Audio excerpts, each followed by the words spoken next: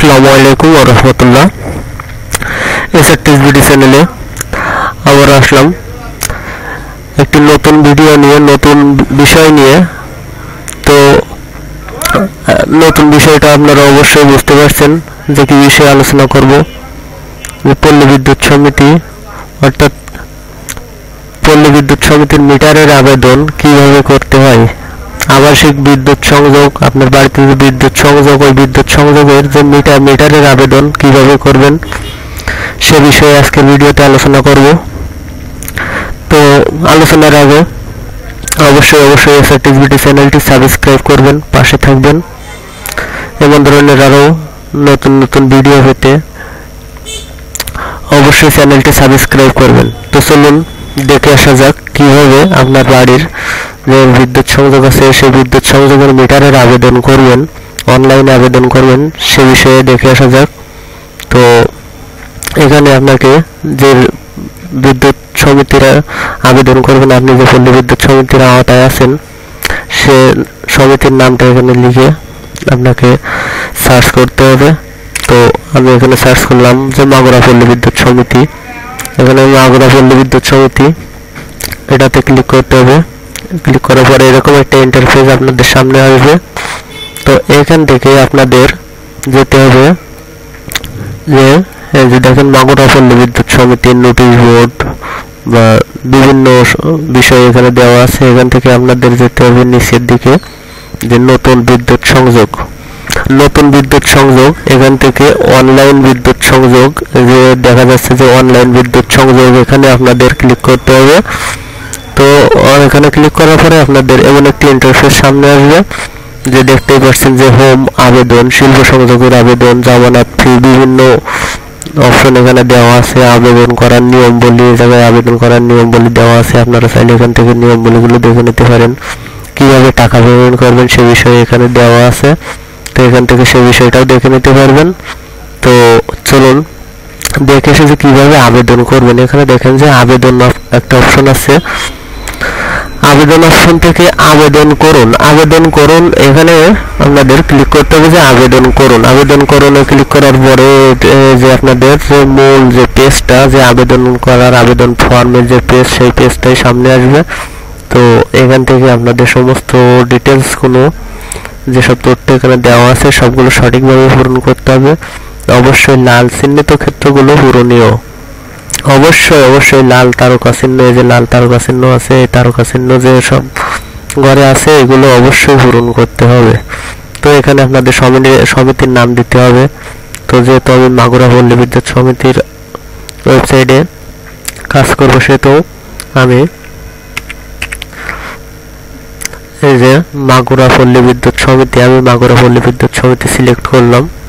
এরপরে zonal office, কোন zonal অফিসের আওতায় আছেন সেটা এখান থেকে ক্লিক করতে হবে। সদর দপ্তর আছে আরপাড়া জোনাল অফিস আছে, Mohammadpur zonal office, Sripur zonal office. তো এখান থেকে আপনাকে আপনি যে জোনাল অফিসের আওতায় আছেন সেই জোনাল অফিসটা এখানে সিলেক্ট করতে হবে। আমি আরপাড়া জোনাল অফিস সিলেক্ট করলাম।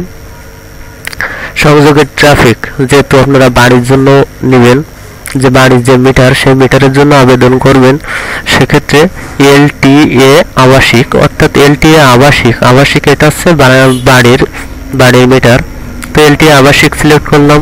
সিলেক্ট করার পরে এখানে আপনাদের আবেদনকারীর নাম, অবশ্যই আবেদনকারীর নাম এখানে লিখতে হবে।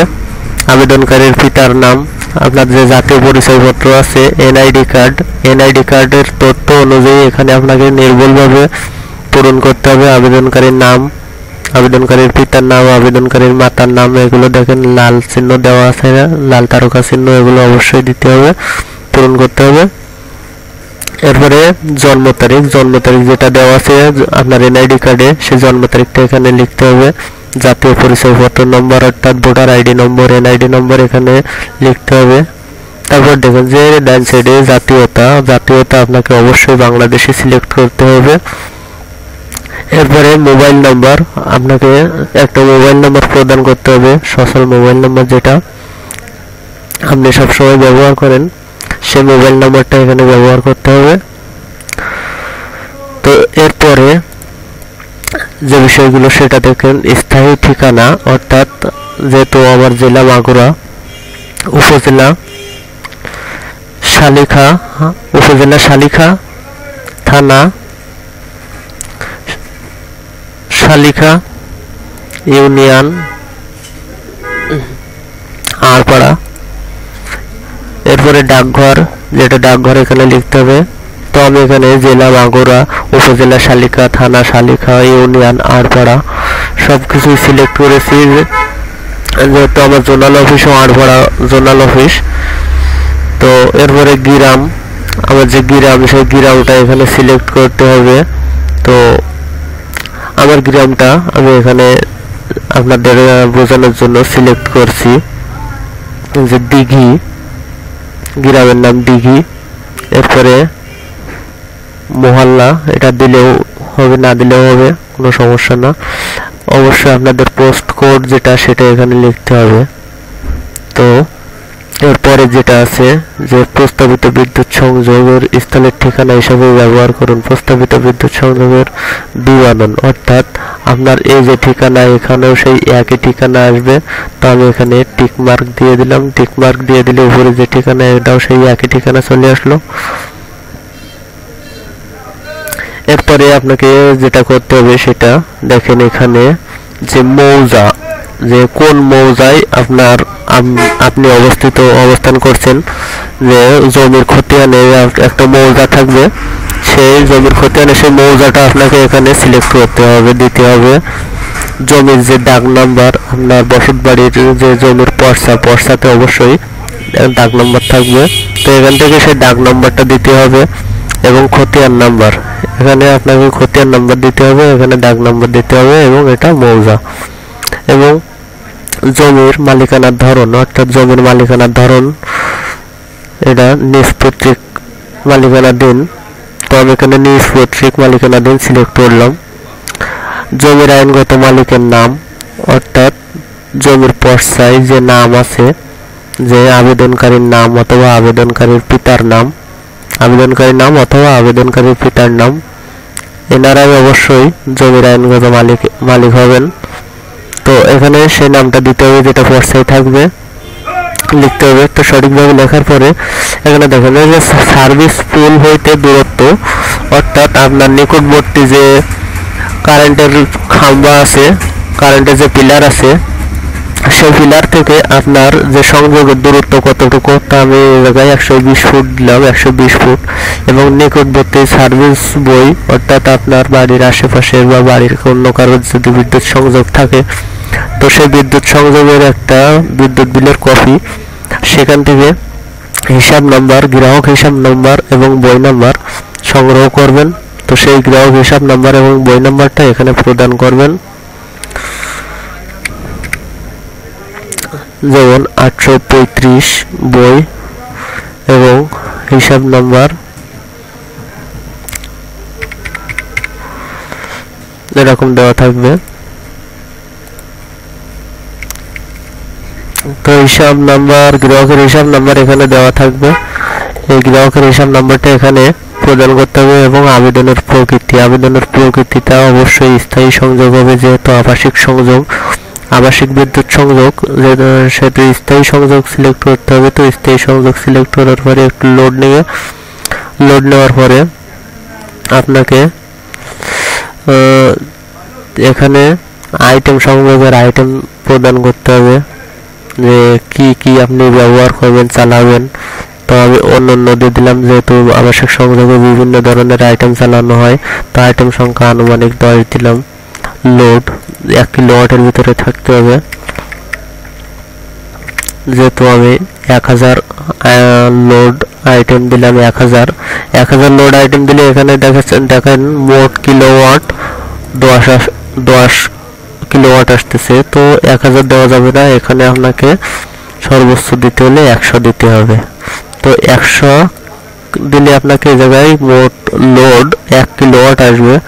তো এখানে 1 কিলোওয়াট দিয়ে বাড়ির লোকেশন যেটা এখানে আপনাকে লিখতে হবে, এবং একটি ছবি, জাতীয় পরিচয়পত্র এবং জমির যে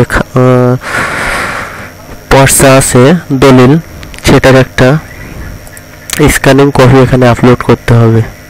তো যে ছবি ব্রাউজ করে এখান থেকে আপলোড করতে হবে। ছবির সাইজ অবশ্যই আপনাকে 300x300 সাইজের হতে হবে এবং 150 কিলোবাইটের মধ্যে থাকতে হবে। জাতীয় পরিচয়পত্র 600x475 300 কিলোবাইটের মধ্যে থাকতে হবে। জমির খারিজ অর্থাৎ জমির যে পর্সার একটা কপি, স্ক্যানিং কপি এখানে আপলোড করতে হবে, পিডিএফ অথবা জেপিইজি ফাইল। তো সর্বোচ্চ 700 কিলোবাইট হতে হবে সেই ফাইলটার। এরপরে যে বিষয়টা দেখেন, যে পরের বিষয়টা যে এখানে টিক মার্ক দিতে হবে যে আমি পল্লী বিদ্যুৎ সমিতির এর নিম্নে উল্লেখ্য পরিষেবা শর্তাবলীর সাথে একমত হচ্ছি। এই শর্তগুলো আপনাকে অবশ্যই একমত থাকতে হবে, যার কারণে এখানে টিক মার্ক দিতে হবে। টিক মার্ক দেওয়ার পরে যে ক্যাপস কোডটা আছে এই কোডটা আপনাকে এখানে লিখতে হবে। এখানে লেখার পরে আপনাকে অবশ্যই যে সংরক্ষণ করুন, এই সংরক্ষণ করুন এখানে ক্লিক করলে আপনার আবেদনটা কমপ্লিট হবে।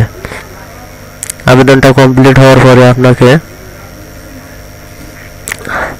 একটি পিডিএফ ফাইল দেবে, সেই পিডিএফ ফাইলটা ডাউনলোড করে প্রিন্ট আউট করতে হবে।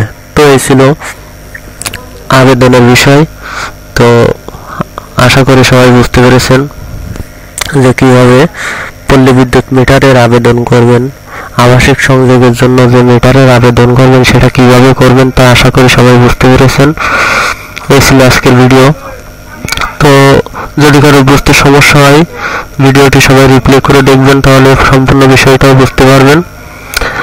যে বিষয়গুলো আলোচনা করেছি তা মনোযোগ সহকারে দেখবেন, তাহলে অবশ্যই বুঝতে পারবেন। তো এই ছিল আজকের ভিডিও সম্পর্কে আলোচনা।